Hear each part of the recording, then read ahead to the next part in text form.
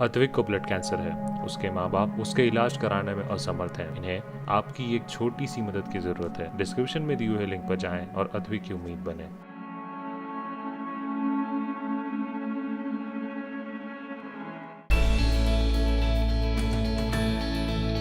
परिवार के लोग बोलते थे कि नहीं नहीं पढ़ाओ, इतना खर्चा कहाँ से लाएंगे। तो हम बोले कि हमको अलग कर दो, हम जब अपना मेहनत से हम बाल बच्चे को पढ़ाएंगे, बाकी पढ़ाएंगे। तो समझिए कि खाना पीना भी टाइम पर नहीं खाते थे। हमको रूम के भी पैसा नहीं था कि हम रूम ले दें। तो फिर अंतिम जब परीक्षा उसको IIT हुआ, पहला बार में ISC फर्स्ट डिवीज़न लाया और IIT निकाला। जब मेरा बेटा 17 साल का हुआ तो IIT निकाला और IC दोनों फर्स्ट डिवीज़न निकाला। और लोग कहते थे गांव में IIT तो बड़ी बड़का बात है, कैसे निकाल लिया इतना को बच्चा 17 साल के। मुझे याद है कि वो चारा लेकर के आती थी अपने सर पे, तो वो सब बहुत मोटिवेटिंग फैक्टर है। और मैं एक तस्वीर भी लगा के रखा हूँ सामने कि उस दिन को याद करता हूँ कि अगर मैं वापस उस दिन में भी चला जाऊँगा तब भी अपने वैल्यू सिस्टम के साथ खड़ा रहूँगा।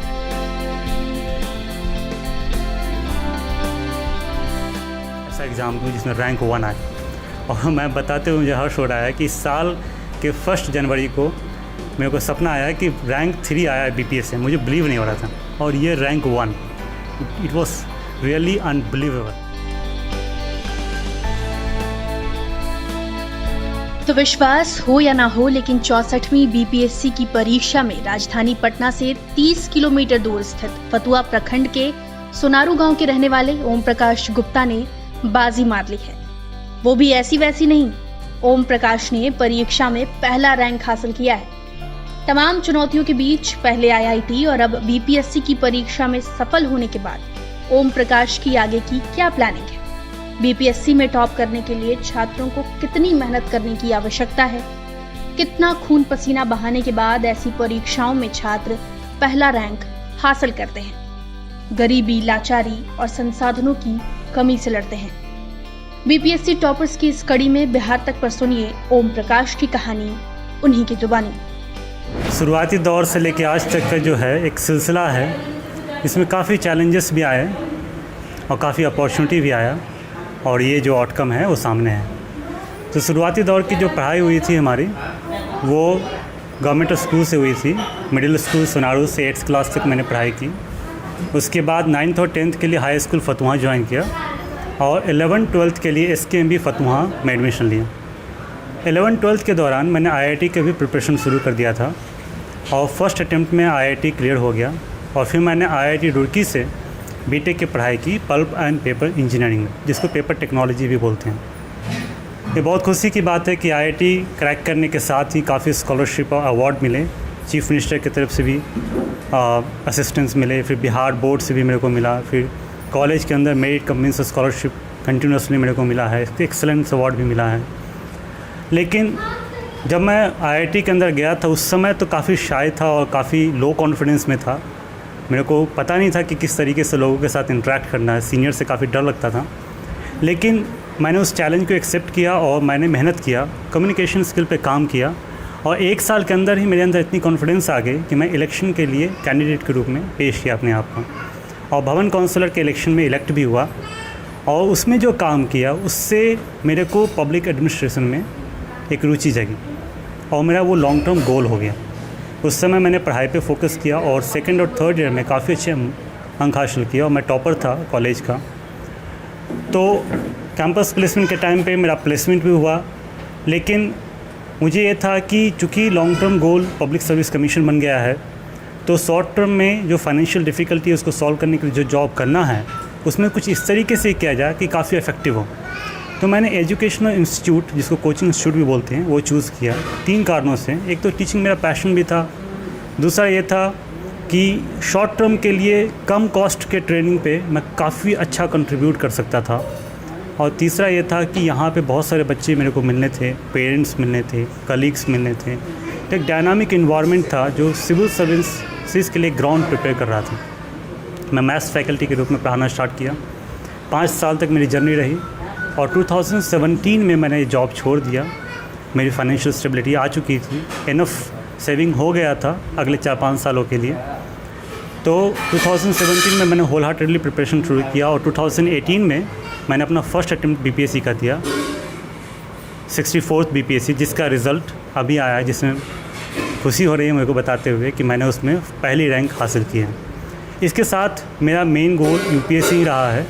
लास्ट ईयर मैं यूपीएससी में मैं इंटरव्यू तक गया हूँ और इस साल भी मैंने मेंस क्रैक किया हुआ है, इंटरव्यू पेंडिंग है जिसका होना है इंटरव्यू। तो ये मेरी अब तक की एक शॉर्ट स्टोरी है जर्नी की। इसमें अगर फैमिली बैकग्राउंड को देखें तो फैमिली बैकग्राउंड थोड़ा सा चैलेंजिंग रहा है इनिशियल टाइम पे, जो बाद में भी कंटिन्यू हुआ। एक तो मेरे पिताजी का शॉप था, किराना शॉप था, और दो शॉप था, और उसके बाद 2 जानवर भी थे, मतलब एक गाय था, एक भैंस था। उसके बाद हम लोग अनाज भी ख़रीदते थे। तो एक पूरी तरीके से फैमिली इंटरप्राइज है, सारे लोग, सारे सदस्य, मतलब मैं, सिस्टर, मदर, फादर, सभी लोग इंगेज रहते थे और उस काम के अलावा पढ़ाई करना होता था। लेकिन इस दिक्कत के बाद भी मेरी मैथ्स में रुचि बन गई थी और मैं मैथ्स बहुत जल्दी सॉल्व कर लेता था और वही चीज़ मैं दूसरों को भी बताता था, तो उससे और जो है उसमें काबिलियत हासिल हुई और टीचिंग में भी इंटरेस्ट पैदा हुआ। तो मैं 10th तक मैथ्स और इंग्लिश बेटर था। आईआईटी के प्रिपरेशन के दौरान साइंस अच्छा हुआ और ये सिविल सर्विस के प्रिपरेशन के दौरान मेरा सोशल साइंस पे पकड़ बना। उससे पहले तक सोशल साइंसेस में मैं थोड़ा सा वीक था। तो शुरुआत में तो स्ट्रगलिंग रहा, तो मैंने गवर्नमेंट स्कूल चूज़ किया। फिर जो आईआईटी का प्रिपरेशन किया उसमें भी साइकिल से होता, बहुत भागना पड़ता था। आईआईटी जो क्रैक हुआ वो बहुत बड़ा अचीवमेंट था। आईआईटी के बाद फाइनेंशियल डिफ़िकल्टी उतना नहीं रहा क्योंकि लोन सैंक्शन हो चुका था, स्कॉलरशिप भी थे। हाँ, फिर वो फाइनेंशियल डिफ़िकल्टी आया तो उसके लिए मैंने जॉब किया। लेकिन जब जॉब कर लिया था तो मेरे पास इनफ फाइनेंशियल सेविंग था, मैं कोई भी कोचिंग ज्वाइन कर सकता था। बट कोचिंग इंस्टीट्यूट में उतना इफ़ेक्टिव लोगों ने कहा कि लोगों ने ऐसा सजेस्ट नहीं किया कि बहुत इफ़ेक्टिव है। मुझे भी ऐसा लगा। मैंने मैथ्स की कोचिंग ज्वाइन ज़रूर की थी, मैंने पे भी किया था सर को, लेकिन मुझे ऐसा लगा कि मैं सेल्फ़ स्टडी से ज़्यादा बेहतर तरीके से कर सकता हूँ। तो मैंने उनको कहा कि मैं लिमिटेड हेल्प लूँगा और टेस्ट सीरीज़ जीएस का भी और मैथ्स का भी लिया था। और सेल्फ़ स्टडी के दौरान जब मैं सोशल साइंसेस पे काम करने लगा तो काफ़ी चैलेंजेस आए, क्योंकि मैं साइंस बैकग्राउंड का स्टूडेंट था। तो साइंस बैकग्राउंड में तो ये होता है कि आप कॉन्सेप्ट को अच्छे तरीके से दिमाग में फिट कर लीजिए, उसके बाद आप उसको अप्लाई कीजिए प्रॉब्लम पे। हो सकता है कि वो आपको थोड़ा सा चैलेंजिंग हो, बार बार अटेम्प्ट करना पड़े तब तक कि सॉल्यूशन निकल ना जाए। इसमें कॉन्सेप्ट को दिमाग में घुसाना होता है। पहले मुझे लगा कि सोशल साइंसेस की सारी बातें भी मैं घुसा लूँगा दिमाग में, उसके बाद जो भी क्वेश्चन पूछेगा उसमें मैं फिट कर दूँगा। बट ये फ्लॉप साबित हुआ, क्योंकि सोशल साइंसेस में कंटेंट बहुत ज़्यादा और सारी बातें एक साथ इंफॉर्मेशन रिकॉल नहीं हो पाती हैं।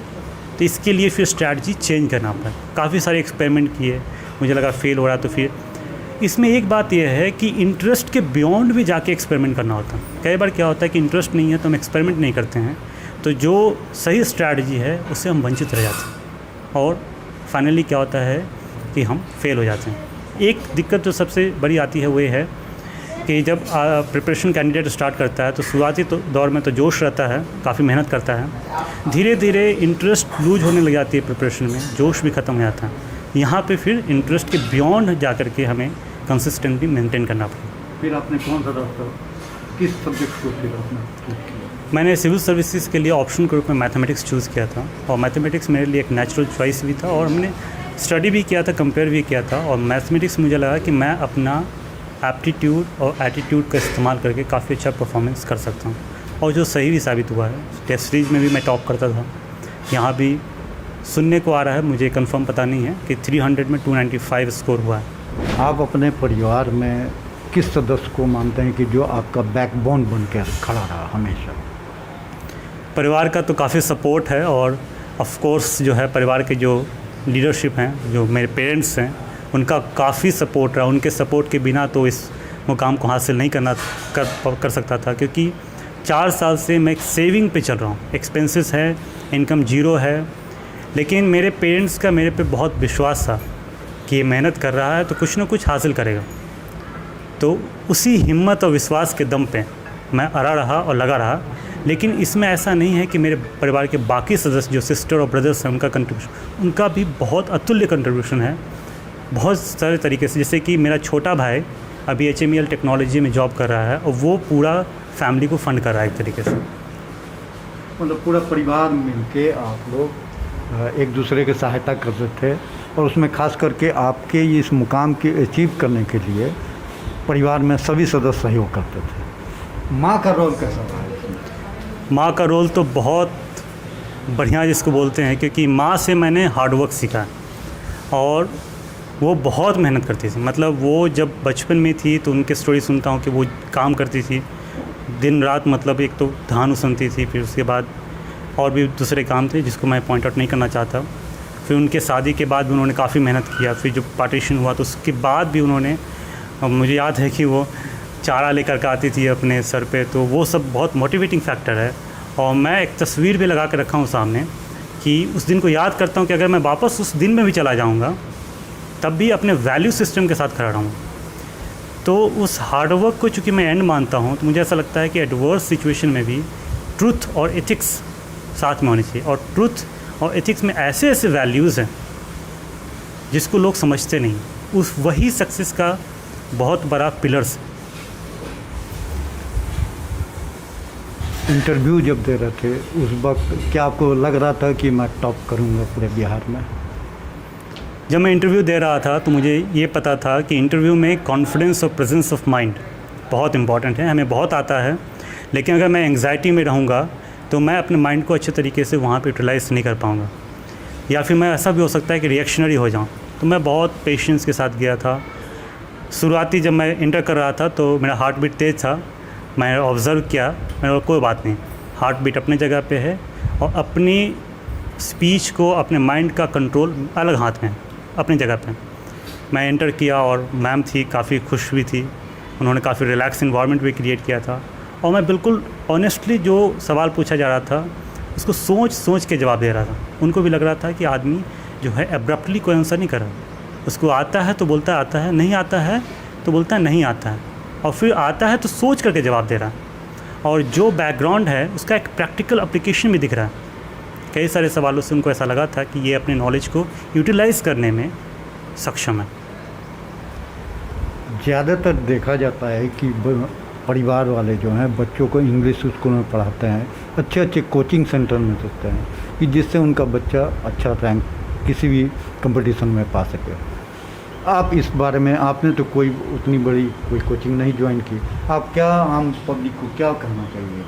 ये तो ट्रस्ट की बात है। लोग वहाँ जाना चाहते हैं जहाँ सबसे ज़्यादा उनको ट्रस्ट परसीव होता है। ट्रस्ट का मतलब ये नहीं कि क्वालिटी होता हो। ये सही बात है कि स्कूल जो हैं, जो बड़े बड़े स्कूल हैं, उनमें जो पीयर ग्रुप का एक इन्वायरमेंट होता है, उनसे कम्युनिकेशन और अवेयरनेस काफ़ी अच्छी होती है, जो हमारे पास नहीं थी। ये बात है, ये फैक्ट है कि गवर्नमेंट स्कूल में अभी बहुत क्वालिटी के संदर्भ में बहुत मेहनत करने की ज़रूरत है।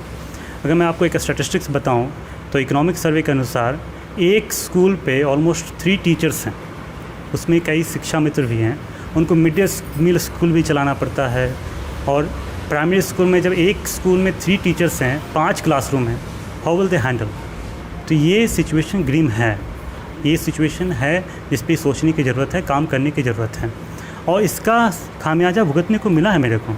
टीचर आते थे बट एक डिसिप्लिन, एक रेगुलर रूटीन जो होता है फॉलो करने के थे, वो नहीं हो पाता था।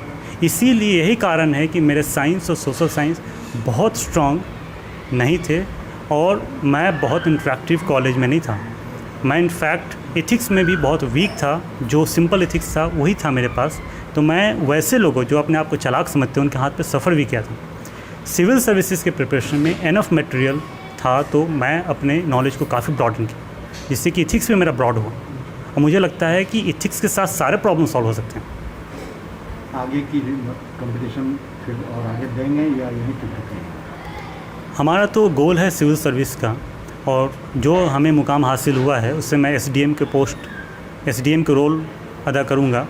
और इनसे ऊपर का जो अपॉर्चुनिटी होता है वो आईएएस रैंक को मिलता है।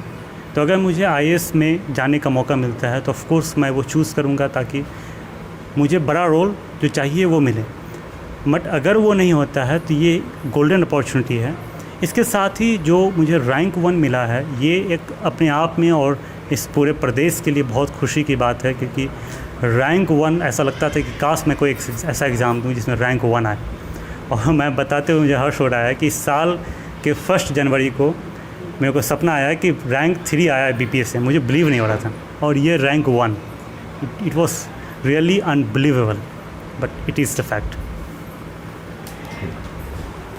तो ये सोनारू गांव से ओम प्रकाश गुप्ता जी हैं, जो 64वें BPSC कंपटीशन में टॉप किए हैं बिहार में, और अपने बारे में बता रहे थे कि किस तरह किस परेशानियों से उन्होंने इस सफलता को हासिल किया है। मैं राजेश कुमार झा, बिहार तक।